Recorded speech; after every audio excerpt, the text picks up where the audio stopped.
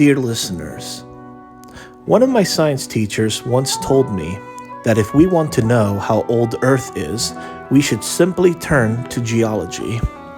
Fast forward over 20 years, I find myself standing in the pre-Pyrenees, where my uncle and aunt invited me to new sites they believe would surprise me, and so they did when I stood looking at Llac de Tumí with deep awe and wonderment, for then I remembered my teacher's words. Catalonian geography has always had a positive hold on me, and of course, it rivals with other spots that I experienced in my travels. Yet this very lake had a different resonance in its own majestic state. Whenever I see an impressive set of mountains, or the valleys therein, or any geographic feature, almost always the same thought comes up. How much time has passed for this to be transformed? What natural pressure took place back then? What erosions? What earthquakes? What climates? There is a lake of a peculiar blue, its gentle, languid ripples invoking a heartfelt invitation of a swim. And yes, you may certainly swim in it, surrounded in part by quaint greenery and a wide, inclined, gray, rocky surface. How long has this spot been in such a state? However, what stuck out more at the lake were the tracks along the rocky surface. No, you cannot see them from a distance, yet the park board gives you a good preview. When I visited Spain in the summer as a kid from elementary school, my parents and uncles repeatedly told me that dinosaurs once migrated through the Iberian Peninsula, of the fossil sites and track sites. As a kid, that curiosity stayed until came a new phase of interest, and the material I dug into library books slowly became dormant. Facts about Fumania, of sauropods, of the late Cretaceous period, gone. Or so I thought. For over a couple of decades later, one summer morning at Llac Tumi uncovered old knowledge. I was at the spot my uncles spoke of. 'Twas over 65 million years that sauropods, or specifically Titanosauri, walked the earth, leaving not only fossils of their remains, but footprints, tracks of one of the heaviest creatures of its time, roaming Fumania, where the tracks and fossils were left behind. Over 65 million years, and their lasting mark were footprints, inert and intact as the earth transformed. As far as paleontological conclusions go, the sauropods were simply making their way to the next vegetative locale to feed upon, the closest watering hole to quench thirst.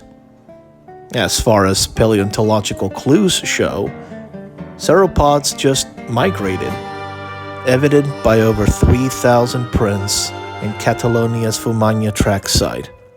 Long ago, certain creatures roamed this place. We know all this because we found fossils, down-to-earth facts inscribed within the crust. They don't tell us about the extension of the sauropods' awareness back then. They migrated, ate, drank, reproduced. The sauropods had ways of survival. Did they give each other names? They did not.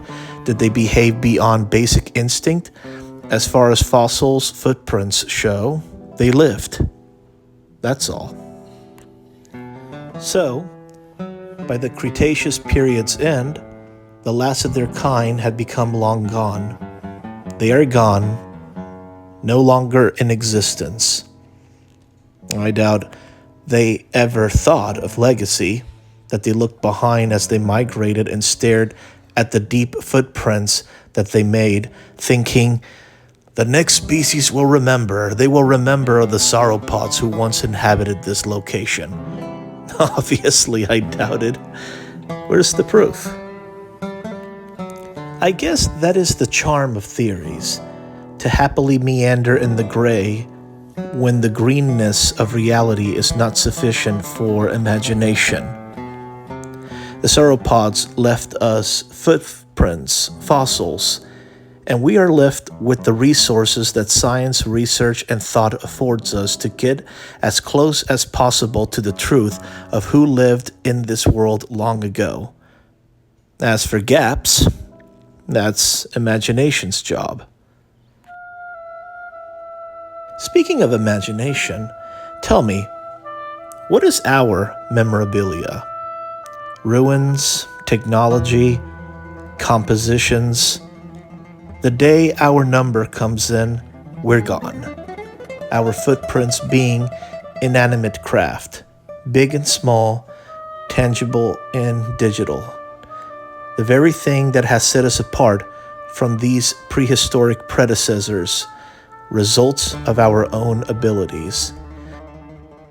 We wrote, built, planned, coded, and mainly the evident emotional awareness from the past by a species that did more than just survive. They left clues of their own expressions and thoughts within the fragments of what they left behind. A legacy that serves as a window to the soul of the past, and we call it humanism. Unlike the sauropods, our footprints will show what we were able to create.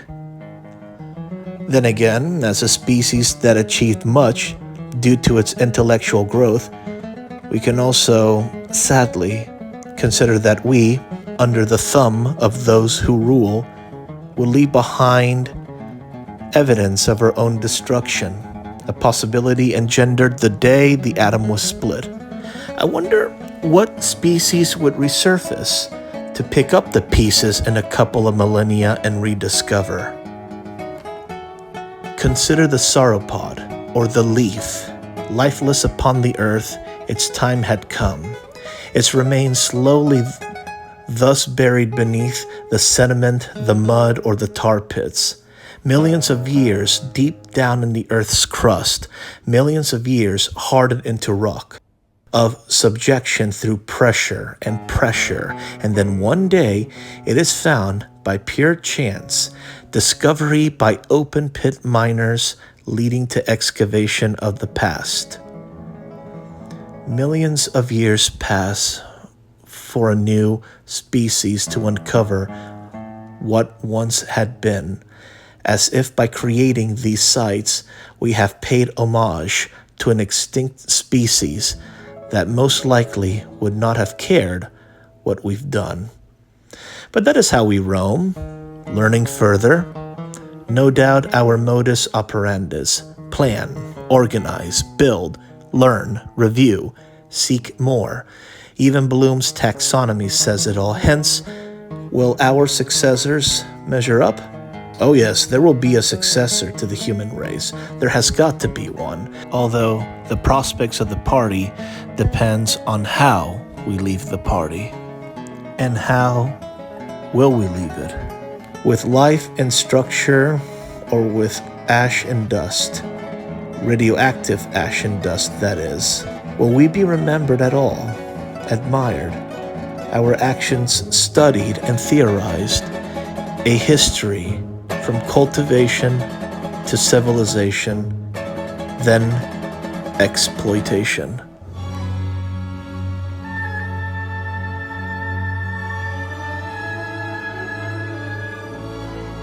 Would we be remembered? Again, it all depends on how we leave this planet. After all, great George Carlin said it best, that it is we who will be going first, and not the planet. No, this rock stays on, longer than us for sure. It is truly a self-correcting system, and we are currently living on its latest draft. And in the end, all will be rendered into nothing by the sun's finality. Aging does have its own surface details, whether in wrinkles or hair color. The Earth offers instead changing landforms, a new beauty that updates through the years.